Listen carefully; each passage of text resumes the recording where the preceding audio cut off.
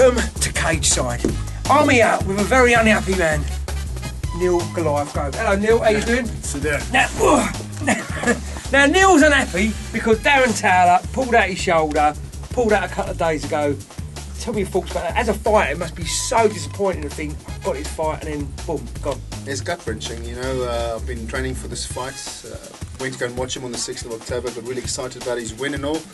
Darren is a super nice guy. If he says he's hurt his shoulder, he's hurt his shoulder. Well, listen, I spoke to Newcastle physiotherapists and they said his shoulder's in a bad way. Probably won't be back till February, if not March next year. And he was laying in bed. I have to wait for longer than February now. Longer.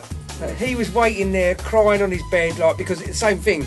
You are a massive, massive pedestal fighter. For anybody to fight, it's going to be, I'm fighting Neil Grove. And now he's not fighting anybody for Christmas. That's gutting. But you got a new big guy, Big Thomas. I mean, that guy's knocked out people. He went 3 rounds with Chai Perry, and that was a war, but it was a stand-up fight. And after that fight, he said, you know what, that was for the title. He went, give me an MMA fight, because that's his bread and butter. What do you see in Thomas? You know what, I saw him last year at 180 kilograms fighting, and I thought he was a bit of a joke. And then I saw him again this year, and I'd been gone away in America for a year. Saw him, and I thought to myself, hell, he looks good, you know. Six-pack? He moves You around. ain't even got a six-pack. Yeah, watch. He's got a six-pack. Watch. No, don't. Watch. Yeah, he's moving a lot better. I was quite surprised to see him in a stand-up fight, and went all 3 rounds, so he did pretty well. He's going to be a massive guy. He's going to be bigger than me. First time ever. Yeah, so I'll tell you what, if people don't know who Big Thomas is, let's have a look. This is Big Thomas taking on the huge Ian Hawkins. This is less like an MMA fight and more like an episode of Deadliest Warrior. This is Zombie versus Grizzly Bear right here. You call it, my friend, you call it. But to be honest, it's the best I've seen Thomas look. I know he's a big guy, I know he's still got that little bit of a belly on him, but when he first stepped into this cage, he was huge.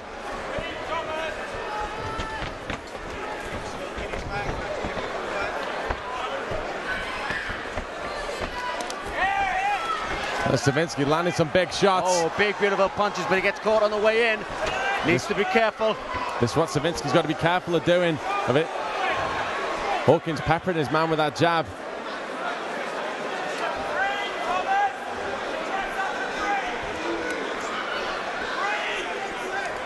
Oh, nice uppercut from Hawkins there. Oh, and there's a big shot, another huge one. Thomas Savinsky.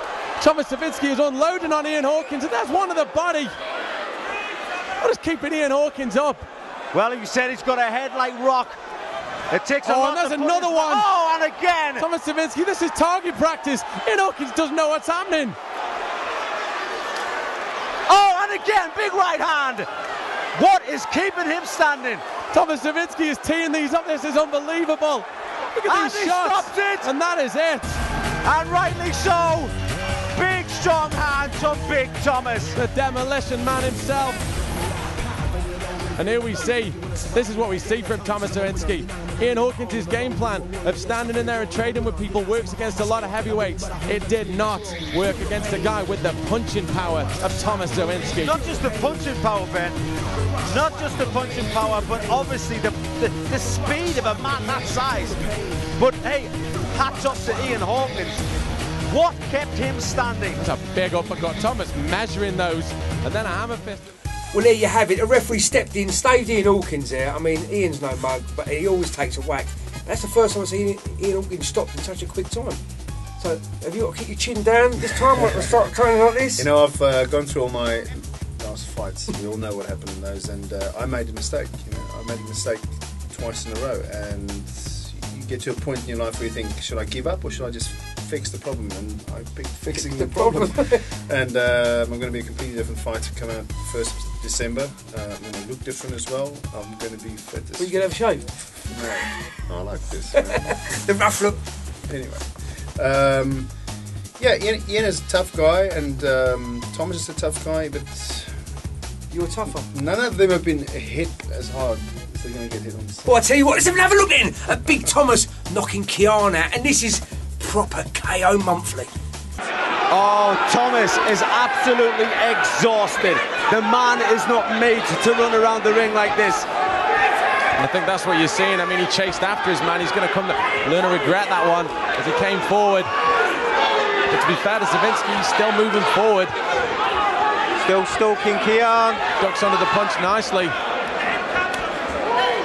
Kian with a leg kick to slow his opponent down and a left hook that connects.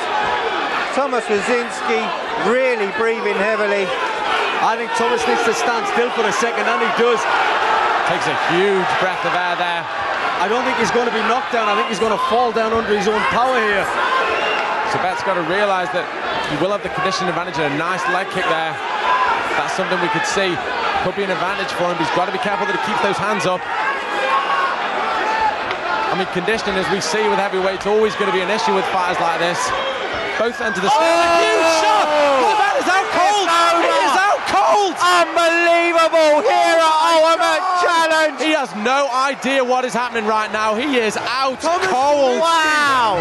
It looked as if he was going to give in just because he was tired. He threw a big right hand.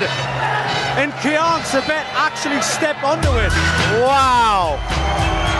That was huge power from a man that was desperately out of breath. Thomas Savinski has anvils for hands, ladies and gentlemen. Wow. Well, let's be honest, guys, when you play Rock'em Sock'em Robots, it can only end one way. And here we see the wild exchanges. Both fighters just swinging leather. This was right at the start of the bout. And both fighters just standing in the pocket and trading punches. This is like a movie. This is unbelievable. I mean, it's the distance that just isn't being created. Both fighters just standing there looking to trade. So actually landing some good strikes there. Kian doing really well connecting, but the big man just managed to hang on. And this is, I think, is where he stepped around. See the problem with Kian? He was actually circling to the big power hand of Thomas. There we go. He circled. And there it was. He was out, stiffened up. He was out before he hit the floor. Big shot. Well, again, they were haymakers. Everything was flying, and I've seen you do that as well. And if one of them connects, it could be lights out. So can you see this? Is it going to be 3 rounds, 2 rounds, or can you say are you going for broke? To me, it's a very important fight. Coming off 3 losses in a row, to me, I feel like I am the underdog, and it doesn't matter who they put in front of me. It's always going to be a hard fight. I don't care what they say. When heavyweights collide. I've never seen you play it safe. You could go, I'll go for a takedown. I can't see you going, I'm going to run in a takedown. You've never ever. No. Neil Grove never plays it safe. It don't matter what it is. And if you want to see safe, you want to see people lifted off the ground, this is Neil Grove taking on Martin Thompson. You ready? You ready? This should be a wall, Rob. Grove wanting to keep that belt. Thompson circling, Grove quite static, letting his opponent do the work. Martin Thompson closing the distance, finding range. Grove, nice leg kick. It's about a 20 kilo difference in weight, but as you look at both guys, Neil obviously the bigger, stronger guy, but Thompson is not rushing this. He knows how dangerous. Oh, it's a big shot from Grove that sees Thompson dropped, and it's Grove's over. That is it. It's over. Thompson's out cold. What a shot. What a fight. That's why Neil Grove's the Ultimate Challenge champion. Before coming into this fight, the hype that surrounded Martin Thompson was phenomenal. But Neil Grove with a right hook took his man off his feet there, Rob.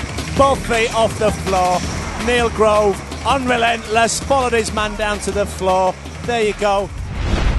That's what I'm talking about. 2 foot off the ground, Neil Goliath Grove. And again, you didn't come out swinging. You wait for the right shot, but when you hit him, connects, it's all over. Yeah, I just come off my loss in the UFC, and to me it was a very important fight to win.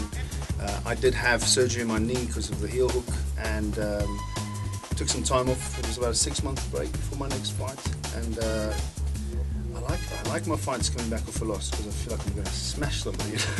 Thomas, beware. Listen, people. This is the interim belt, because Darren Towler is still waiting in the wings. Yeah. But when you win this, all comers are going to you or Big Thomas. It's anybody's fight. Have you got anything to say to Big Thomas? Make it moody and Thomas, we met at the last show. You're a very nice guy, but on the 1st of December, it's about good night and sleep tight.